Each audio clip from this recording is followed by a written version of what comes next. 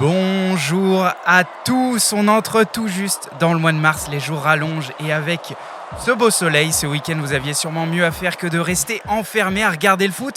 Pas de panique, c'est parti pour votre séance de rattrapage sur Radio Laser au Café des Footix cette semaine. Lutte pour le titre en Italie, le plein de buts en Ligue 1 et Rennes, puissance 4.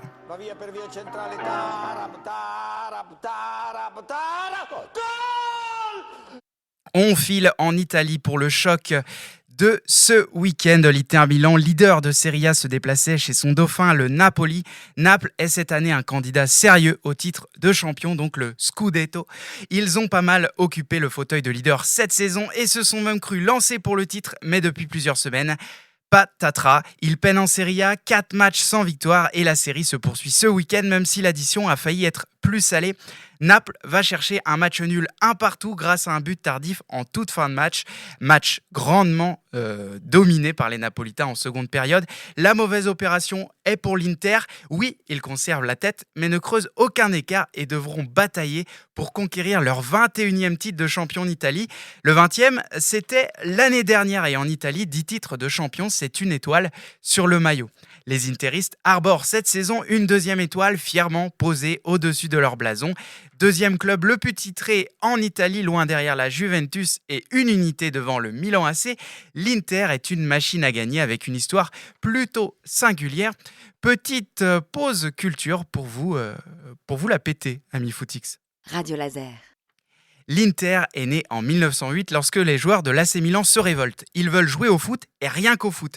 À l'époque, le Milan AC est un club de foot et de cricket. Ces dissidents veulent aussi, et c'est là le cœur du problème, construire un club ouvert aux étrangers parce qu'à Milan, on ne veut à l'époque que des Italiens. Le club devient l'Internazionale et entame son histoire couronnée de succès. Vous l'aurez compris, le club est étroitement lié avec son voisin de Milan AC depuis sa genèse et pour les plus footix du groupe, ils se partagent leur mythique stade de Giuseppe Meazza, San Siro, une cohabitation atypique dans le paysage sportif actuel entamé en 1947. À San Siro, le stade change de couleur chaque semaine. L'Inter, c'est aujourd'hui 20 titres de champion d'Italie, 3 Ligues des Champions, un des plus grands clubs du monde. Il a accueilli des entraîneurs mythiques et des révolutions du jeu. C'est dans ce club notamment qu'est né le catenaccio et le poste de libero, une tactique ultra défensive avec un défenseur central reculé servant de meneur de jeu. Un point de bascule dans l'histoire du jeu, rien que ça. Radio Laser.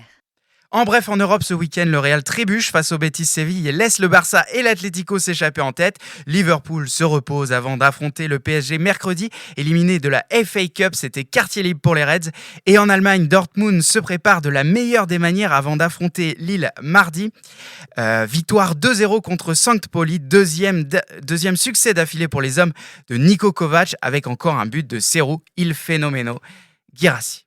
La matinale, le sport sur Radio Laser. Et oui, cette semaine, c'est le retour de la Ligue des Champions et hasard du calendrier, nos 2 représentants français dans la compétition s'affrontaient samedi. Un PSG Lille à sens unique, 4-1 pour les Parisiens, une première mi-temps de folie, 4 buts, 17 tirs à 0, rien que ça. Les Lillois, légèrement remaniés, n'y étaient pas, mais alors... Pas du tout. Résultat, Paris se prépare pour Liverpool de la meilleure des manières et les joueurs de Lille s'offrent une petite soufflante de leur président Olivier Létang. Colère de la fessée reçue. On ne peut rien attendre si on n'a pas de valeurs fondamentales comme le courage, la personnalité, le caractère. Ça fait mal. Bain d'eau froide, bien dormir, bien manger. Pour les Lillois, il va falloir faire redescendre la température. RDV mardi soir, 21h pour Dortmund-Lille. Il faut surtout que tous nos joueurs ils soient en bonne santé. En Ligue 1, ce week-end, Paolo Fonseca, arrivé sur le banc de Lyon il y a 3 semaines, a littéralement pété un câble et a fait un tête contre tête avec l'arbitre du match face à Brest. En district, c'est une triste routine, mais en Ligue 1, ça vaut une grosse suspension. Lyon va devoir faire sans lui pour un moment, affaire à suivre. Ailleurs, Nice continue de gagner et de mettre la pression sur Marseille, vainqueur de Nantes en clôture.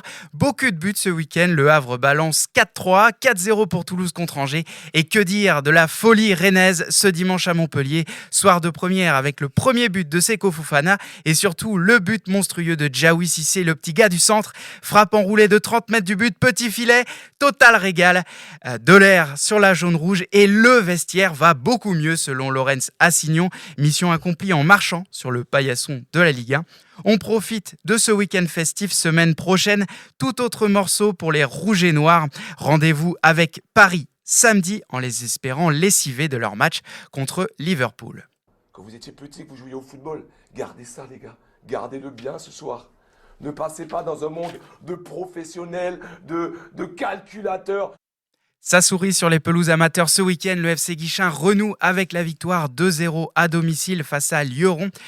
Deuxième, les Guichenais iront la semaine prochaine à Rieux-Saint-Melaine, avant-dernier du classement. On leur souhaite de lancer une série en D1. L'US Bel-Air remporte son duel face à Bain-de-Bretagne 2-1 pour s'offrir une fin de saison à l'abri. On termine par la frustration du week-end pour les seniors féminines de l'US Bel-Air, reprise sur le fil par Kédiac. 2-2 score final, un match nul, frustrant pour elles.